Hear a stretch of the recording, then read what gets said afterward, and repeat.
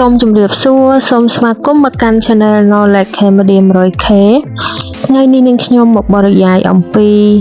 វិធីបន្ថែម collagen ឲ្យខ្លួនឯង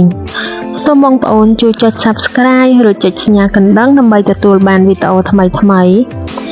Collagen គឺជាប្រូតេអ៊ីនសំខាន់ដែលជួយថែរក្សាស្បែកឆ្អឹងសន្លាក់និងសរសៃឈាមនៅពេលអាយុកាន់តែច្រើនការផលិត Collagen ក្នុងរាងកាយនឹងថយចុះ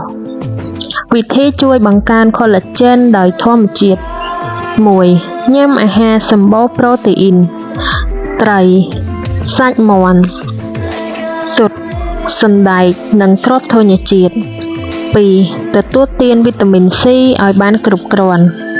ក្រូចឆ្មាក្រូចពោធិ៍សាត់ត្របែកផ្លែគីវីម្ទេសប្លោក 3. ញ៉ាំអាហារដែលមានធាតុរ៉ែតាំងអស័យនិងខឹបភើគ្រាប់ល្ពៅគ្រាប់ស្វាយចន្ទីអាហារសមុទ្រ 4. គេងឲ្យបានគ្រប់គ្រាន់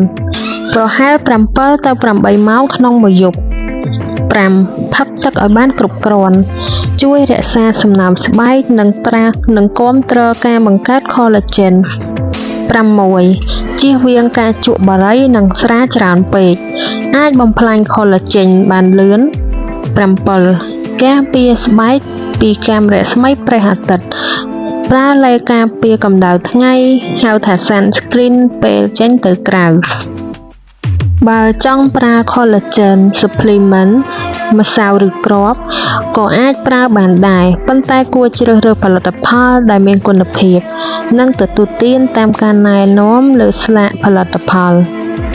ជាទូទៅការញ៉ាំអាហារមានតុល្យភាពរួមជាមួយវីតាមីន C គ្រប់គ្រាន់គឺជាវិធីល្អបំផុតសម្រាប់ជួយឲ្យរាងកាយផលិត Collagen ដោយខ្លួនឯងសូមអរគុណបងប្អូនសម្រាប់ការតាមដានស្ដាប់ពីដើមដល់ចប់សូមបងប្អូនជួយចុច Subscribe រួចចុចសញ្ញាកណ្ដឹងដើម្បីទទួលបានវីដេអូថ្មីៗសូមអរគុណ